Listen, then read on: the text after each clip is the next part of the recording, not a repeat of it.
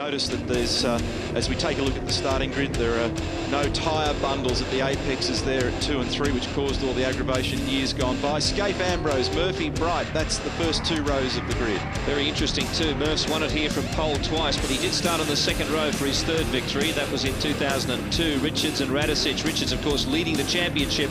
Bow very quick, so is Wilson. In fact, 888 Racing doing generally very well this weekend. Let's hope they can race well. That's been a problem. Bargwanna 5th in the championship and starting in the top 10 again this weekend. And he's had a pretty good record at Pukekohe as well. Further down the order, well, there's been troubles for Ford Performance Racing, but Glenn Seaton has been generally quicker than Craig Lowndes. He's had less problems, or fewer problems, to be more accurate, with the car. Jason Richards, I think, is quicker than that position 16 suggests. He was good in the wet warm-up, wasn't he, Neil? Yes, he was very quick, and Russell Ingall was fast in the warm-up as well. As we look further down the grid, position 21, Craig Lowndes, Brad Jones from 22, Mark Winterbottom for Orcon Racing, then Cam McConville in the Repco Valvoline Cummins Holden. David Bernard's had a very good start to the season for the new team, even though he forgot his helmet for the first practice session and was fined $10,000 by team boss Craig Gore. He did not make that session, which of course in a situation like this is quite devastating, so they were not happy. Dale Breed at position 32, but Dale incidentally was 10th fastest in the wet warm-up with a 1 minute 5.175, so that was one of the form reversals we were discussing at the top of the program. We're not quite sure, given the lack of wet track time, that is just that warm-up on Saturday or yesterday and the shootout following, which was only 10 cars anyway, and then we've got a couple of laps today. It's difficult for the teams. We may see a few surprises. Not easy for the tipsters out there. This is going to be a great contest between these 2 drivers to the first corner. Marcus is not ideally positioned in some respects because he'll find himself on the outside, but if he gets a good start and he can hold a position out there, it rapidly becomes the inside for turn 2. And if you cast your mind back to November last year, remember the stoush between Max Wilson and Mark Skaife as they negotiated those S's on the opening lap of the first race, in very similar conditions, in fact. The front 2 cars there were a couple of tenths quicker than anyone else in the top 10 shootout, as Craig Baird, who's been doing very well, 8th in the championship, tries to desperately get a little bit of heat going as he exits pit lane. He's going to have to start from pit lane after the field's gone by, so I don't know why he would have come in. We'll try and get on top of that for you. He hasn't had a great weekend, actually, Beardo, which is disappointing because he was one of the 5 New Zealanders we talked to earlier in the week and was looking forward to a good performance here. Team Kiwis had one of their better starts to the season since their formation a few years back. Set for a start here, race 1, Pukekohe, and we're off. Great start for Ambrose. Skaife bogged it down. He will be passed by 2 cars here. Murphy, though, almost hit the Armco. Skaife finally got going and managed to stay in front of him, but Bright did squeeze through. So, difficulties for Mark Skaife. He's under attack here again from one of the better electrical cars, and they did get through on him. Well, just an absolute shocker of a start for Mark Skaife. He just sat there and made steam with the rear tyres, and Marcus, a beautiful start, clears out down the back straight, and a great start for Jason Bright. Let's go down to the pit lane with Darrell. Yes, Neil, that was interesting. Craig Baird made that vital move right at the end. He came in and put slick tyres on that car, so he started on slicks from pit lane, and he's taking that gamble that this will dry up. Well, that's a real coin toss, but not a bad manoeuvre. He doesn't have... Oh, and Ingall goes round with Bow making contact with the back of that car, it seemed, and then a bit of chaos back in the pack. Well, Jason Longhurst Richards off the road as well. Bradley Jones has to run wide at turn 5. So, as I mentioned before the start of the race, there's always great potential for disaster down there in that corner. Jason Richards took amazing evasive action. I'll be amazed if he hasn't done some damage to the left front, but on the other hand, he may have just avoided the problem. He seems to be going okay. Turn 3-4 here, and Marcus Ambrose standing lap 1 minute 7.7, and he's got a 3/4 of a second advantage at the end of the first lap from Bright, Radicic, Skaife, Murphy, Richards, then Wilson, Bargwanna, Bow, Johnson, Wheel, Rick Kelly, Todd Kelly, Warren Luff, Craig Lowndes, Jason Richards. So Todd Kelly's drifted there as well, and it's been a tough opening lap for him. Seaton, Wills, Morris, McConville. Well, something turned Russell Ingall around as we see Craig Lowndes trying to set up a pass on Warren Luff here. And can't quite pull it off. He has a long battle ahead of him. Here's another look at that incident. Ambrose in front. We see the queue getting through the corner fairly well, but just a little touch there from Bow on Ingle. Yeah, and it looked like Russell had to prop for a minute because I think it was one of the Orcon cars in front of him may have had a bit of a moment right at the apex of the corner, so Russell had to back up a little bit, and then John made contact. Here's another view of turn 5. And there it is. See John in the right rear of the car. It was an Orcon car in front of Ingle, so the stewards will look into that and make a determination. A little bit hard to call without a bit more information available to you there. So Longhurst also. Dave, can you... Longhurst took the long way out in that respect, and Brad Jones did very well right out on the grass and still had enough traction to get back on the circuit. This grass has taken a lot of water in the last couple of days as we find the field settling down a little bit. There's Bow right on the back of Bargwanna. You're looking at 9th versus 8th there. Ambrose is sprinting. He's just done a 61.8, and the next nearest time is in fact Jason Bright at a 62.4. He's got a 1.4 second advantage. Lowndes has moved up 6 places in the opening lap from 21st to 15th. That's not a bad performance, and cast your mind back to the job that he did at Eastern Creek a few weeks ago in the FPR Ford. There's a lot of... Sorry, Billy. No, sorry, Neil. I was just going to say, you're quite right about that dry line. There's a lot of it out there at the moment, and maybe Craig Baird will be one to keep an eye on as well from the back. Here's the order: Ambrose, Bright, Radisich, Skaife. Yeah, Darryl mentioned that he's gone to slicks. It is a gamble, but in a situation where you haven't particularly qualified well, you've got, from a move like that, potentially a lot to gain and not a lot to lose, so it's worth taking the risk. If you're one of the guys at the front of the field, if you're Marcus or Mark Skaife or Jason Bright, Murph, any of these guys, you wouldn't do it because there's too much to lose when you're so far up in the championship and you're so far up on the grid. On board here with Mark Skaife, and if you listen carefully as they come off these slow corners, you'll hear great patience with the right foot in these greasy conditions. Let's have a listen.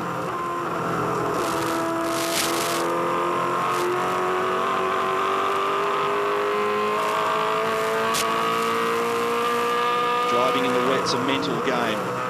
This is turn 1, 5th gear. The sawtooth curve on the right tends to rattle and upset the car. Wipers still on the Skaife mobile. Let's go back down to the pit lane with Rusty. Neil, just to update you, John Bowers pretty quickly on the radio to his crew after that incident with Russell Ingle. He said straight away, it wasn't intentional, it wasn't intentional. That was the message from Bower. Yeah, it looked like there was a little bit more to that story, and for some reason something else happened further ahead, but there'll obviously be plenty of people looking at all that and discussing it.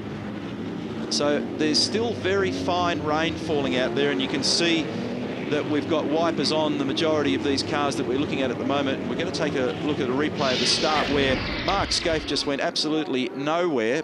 Marcus Ambrose, a great start. Murph tried to go down the inside, but Skaife had him covered, and Greg just about took to the horse racing track down there. Bridie, a good start, and the better electrical cars got away pretty well. Here's Skaife.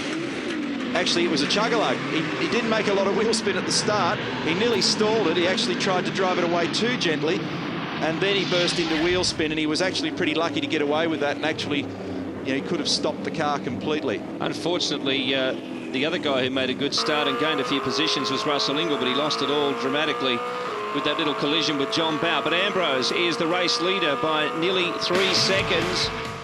So we mentioned that we were getting into that phase in the race where there'll be a crossover between the wets and the slicks, and if you were a team manager at the moment, you'd be watching that monitor closely, and the minute you see Beardo knocking out the fastest laps of the race, you'd bring your guy in pretty quickly.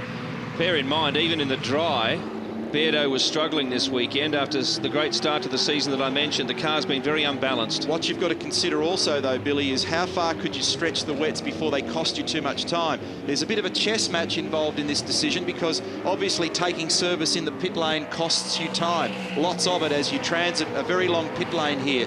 If somebody is brave and can look after their wets at lap 17 of 36, you may even consider trying to just stretch it out to the end. They'll be on their spreadsheets and working out that one at the moment as we look at Richo. Let's go back down to Rusty.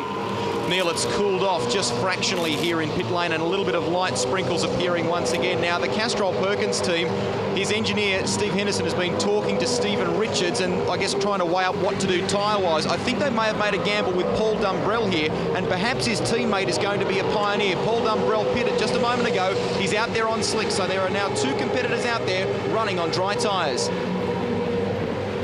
watch and see what car number 8 produces. Beardo's now pulled that time down to a 60.4. Marcus's best lap so far is a 60.7. He's still got a 3.5-second margin over Jason Bright.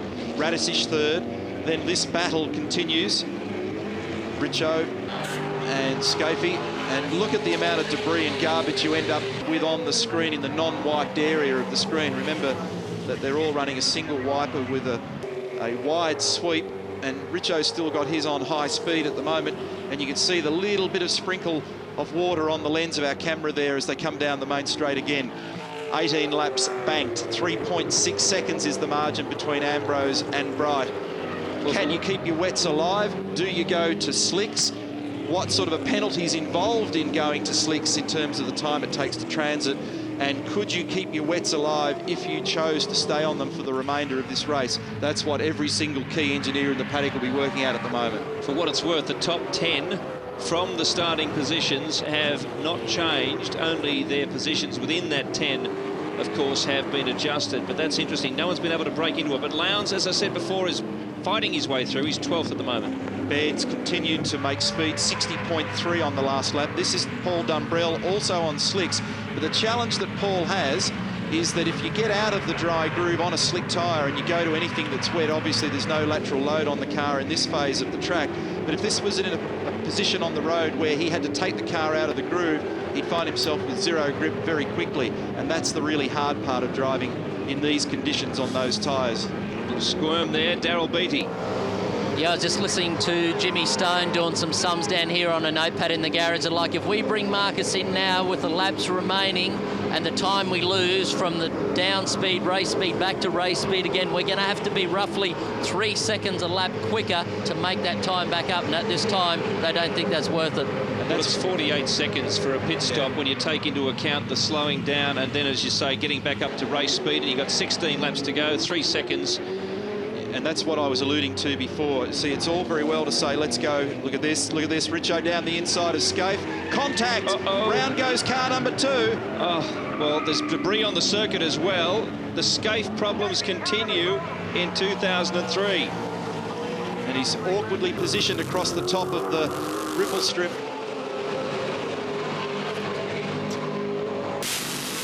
And I got my year wrong there, of course. It's 2004, but when you get to my age, you're trying to hope that time goes backwards. Skaife fighting his way back onto the circuit. He's lost a lot of position. He's going to come in and do a tyre change as well. Now, I think that what the Stone brothers were saying is really right. You need to see a massive gain out of a slick at the moment to really warrant the stop. I mean, obviously, Mark's gone off, so that changes the strategy completely. But let's watch this stop. Darryl be on the spot. 40 Ks, and it seems punishingly slow. It's Ambrose, Bright, Radisich, Murphy and Wilson now breaking into the top 5. Yeah, it looks like everything's fine with the car. There's no damage from that contact at the back of the car. They're not contused, so slicks on the car and away he goes. Pretty standard stop. So they've basically just decided, look, we've just taken a knock, so let's just get the rubber on the car and go out and see what we can deliver out of this exercise. And if it continues to dry, Skaife might have a big charge on, but he would have dropped a massive amount of track position in that. The last lap for Beardo was a 60.05 and Marcus was a 61.58. So that's a 1.6 second margin between the two tyre types. And as you heard the boys in the pit lane say before, it's got to get out to around about 3 seconds a lap advantage before you repay the cost of the pit stop. Dumbrell's just done the fastest lap of the race, a 59.4. So dry tyres are useful, but they're both a long way back in the field, Dumbrell and Baird. Cito's on slicks. Car number 5 here. So some interesting tactics here, and they're running out of race time. 22 of 36 gone. Baird, I can tell you, is in 25th position. He's picked up a few spots, but not as many as you'd like the gamble to achieve. Now, Dumbrell, coincidentally, has he's done that 59.4, and track position-wise, he's right behind Mark Skaife, so that's something to keep an eye on, and I'm talking about 28th and 29th position in the field, so terrible luck for Mark Skaife when once again, as he was in Eastern Creek, showed terrific pace up to race time, but things just have not gone for him. 3 seconds the lead, Marcus Ambrose over Jason Bright. Here's the replay from Stephen Richards' car, looking down the inside of Mark Skaife at the apex of turn 5. Contact between those two. Skaife goes round, Richo continues. Here's another angle, and Max Wilson taking advantage of it as well. That puts the Triple Eight cars in terrific position, 3rd and 5th. Oh, and trouble here for Garth Tander, crossing up and contacting with Paul Morris. He picks the throttle up in the middle of the turn. There are very few opportunities to pass around this track, and the hairpin's the #1 spot, so everybody tries to make the demon move down there, and that's why you get so many incidents. And then the terribly nervous re-entry. Then we saw it happen to Todd Kelly at Eastern Creek. He was collected big time by Jason Richards when he struggled back onto the circuit. Darryl. Guys, I thought I'd just show you very quickly what the wets off Glenn Seaton's car looked like. They've just come off. Glenn's come in and gone out on slicks, much like Mark Skaife. These tyres started with around about 37 PSI for this race. As you can see, the blocks are starting to get knocked around at this point in the race. And the Dunlop engineers, Neil, have crucially just taken the tyre temperature on the inside portion of it, which is probably working the hardest in terms of the footprint on the road, up around 58 degrees at the moment, which is probably a little higher than you want in terms of wear and optimum performance. Yeah, that's because of the camber on the front and the rear of these cars, the geometry that they set them up with, and so it heats up the inside edge. And the other thing that happens with those wets, Rusty, is they feather up on the drive side of the block. They get hot and almost molten. They didn't actually look too bad to me, but they also damage the carcass as well in these conditions quite quickly, and the cars feel awful to drive, very lazy, and they rattle around underneath you and they give you no confidence at all. As you would expect in a track of varying condition that's only 2.8 kilometres long, our leaders are starting to come into the back of the field. Marcus Ambrose up ahead of Jason Bright, who we're watching here, has had to go past a car. I think it might be Tony Longhurst. We only saw a quick glimpse of it. It is.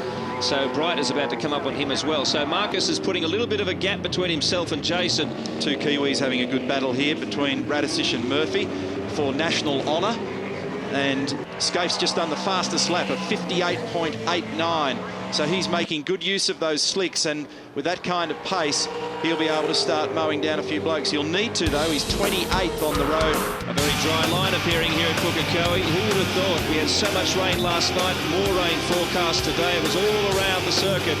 But so far, so good here. The difficulty is, of course, most of the field have wet tyres, and they're searching for parts of the circuit where they can get the most advantage out of that, or at the least disadvantage is probably more accurate. Marcus Ambrose with a 4.4 second lead, but a great battle here between Radisich and Murphy. Can finally...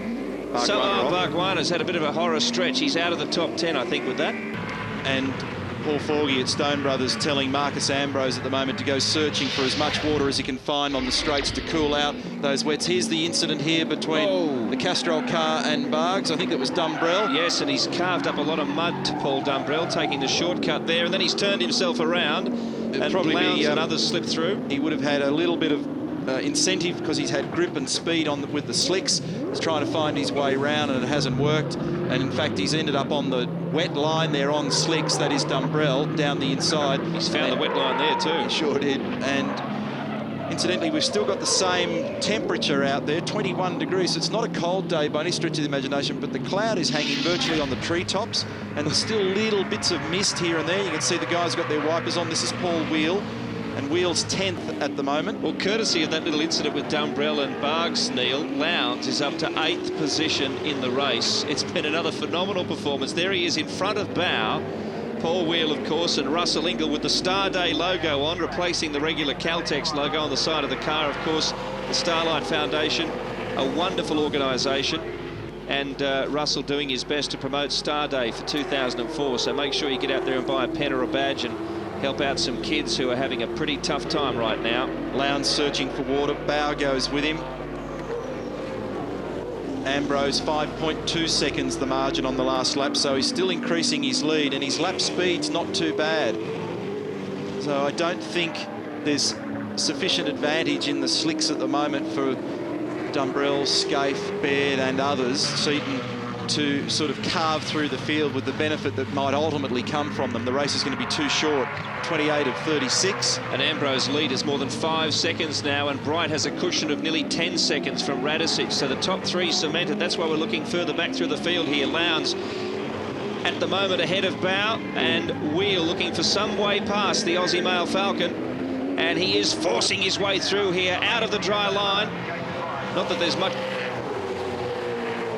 Manages to get good speed out of the corner. There's the bumpy section we've spoken of so much. It took a while for some of the drivers this weekend to find a compromise to get through that section, but still be quick at the back.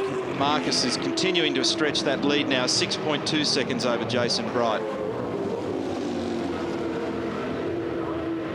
Greg Murphy, Max Wilson, that's your top 5. Richards next, then Kelly, then this battle. Lowndes, Bow, Wheel, Ingle, Stephen Johnson, the next driver, further back through the field. Jason Richards has had a pretty good run. Here's the continuing battle for Kiwi honour between Radicic and Murphy. Good run on the exit there for Murphy, and he's up the inside when they get to turn 6, but not far enough to get the job done. You can see the blue smoke coming from where the tyre makes contact with the inner guards there, such as the size of the bump between turn 6 and 7. Fracture in the windscreen on the bottom left-hand corner for Murph. That's because of the amount of load that goes through the chassis. The bump here, it's when your car's working well, it's fantastic to blast across it, but boy, it knocks the car around. Enormous commitment here from Greg Murphy during the week. He had to do 19 interviews in 1 hour at one stage in Auckland. They want a major piece of him when he comes back home. And the others have been busy too, Richards, Radicic. Pretty tall order to nail down 4 of these things for Murph, and the whole country's eagerly asking him the question every minute of the day, but that is a tough task. But he has had a remarkable record here. He's continuing this battle with Paul Radicic. These guys grew up and learnt their craft on this circuit and many of the other circuits in and around New Zealand. It's got a great motor racing heritage in this country.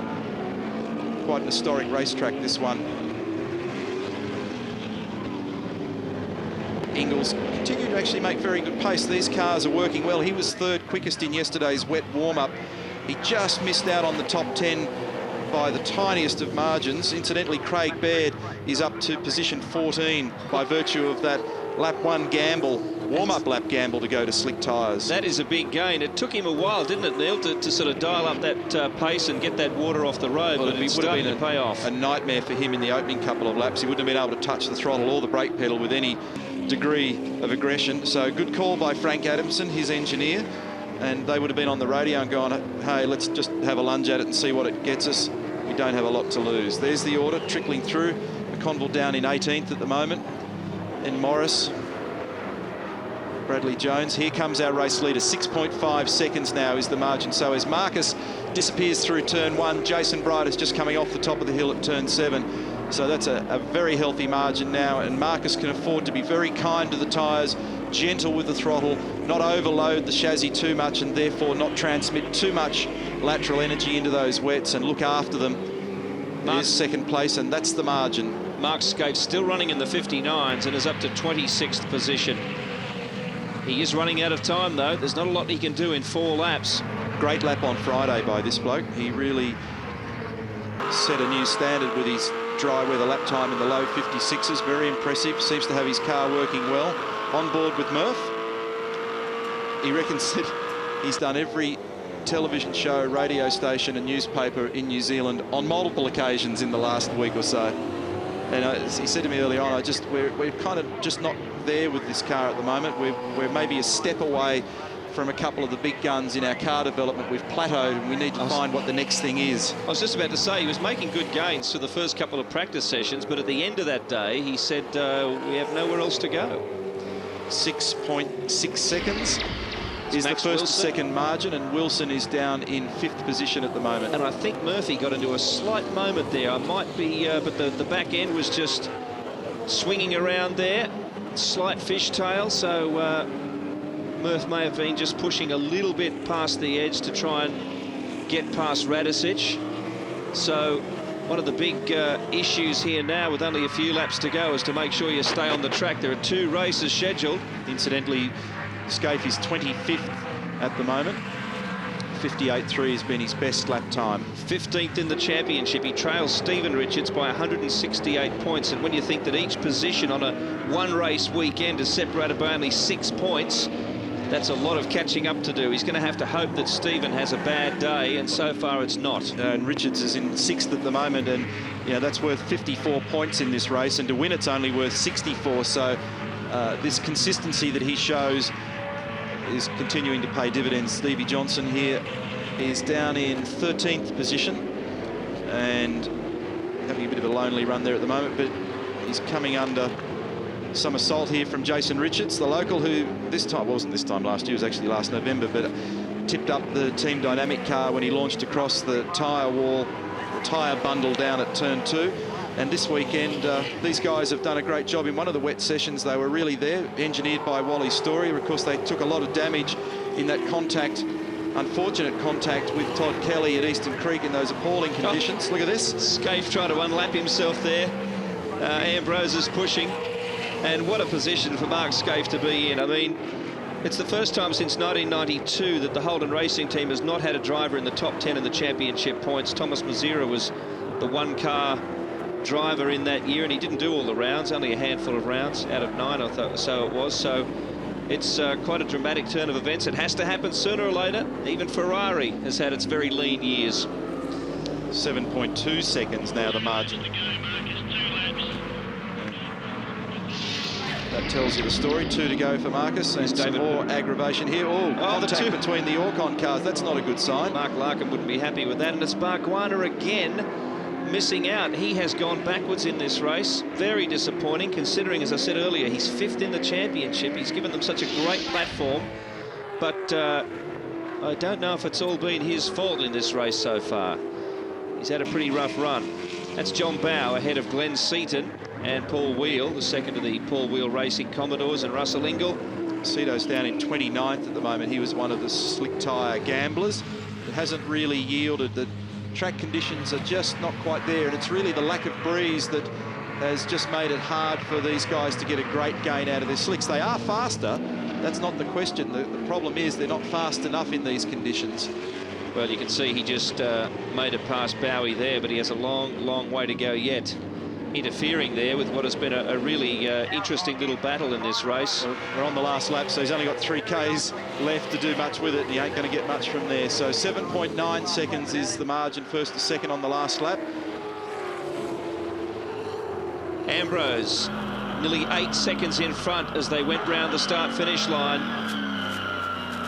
The next time round, you'll be looking at the winning margin. Jason Bright, Paul Radicic, Greg Murphy has salvaged a pretty good result. He started on the second row, and that's where he'll finish. Max Wilson. It's a good drive from Ambrose, and another great effort from the Stone brothers to provide this guy with a car that did the job in all conditions. And the team salutes him. Marcus Ambrose wins race 1 of 3 here at Pukekohe. Excellent performance. Great job, mate. Great job. Excellent. Jason Bright second. Significant for the Stone brothers, who grew up in this area in and around Pukekohe, and they'll have a lot of fans and friends here today. So, as you heard the comment on the radio, great to get a win in New Zealand. Steadily ahead, Paul Radicic and Maxie Wilson, 5th place too, which is a very solid performance all round. Craig Lowndes through to 8th. That is significant. We'll watch his speed with great interest in races 2 and 3. And Craig Baird back to 9th. That's a good save too, considering he was back in pit lane in only a 36-lap race. And as Neil mentioned, Mark Skaife rapidly through to 16th. Gee, was behind the 8 ball there for a long way, Neil. But not a bad recovery, because only a couple of laps from the end of the race, he was in the mid-20s. So behind him, Kelly, then Ellery, Cam McConville, 19, Bradley Jones in 20th. Then Morris, Tratt, Bernard, Luff, and Winterbottom, Tandis, Seaton, Dumbrell, and Breed. There's some work to do for some of those guys further back in the field, but I think there's a bit of a sigh of relief from the Holden Racing Team garage. We'll take a break.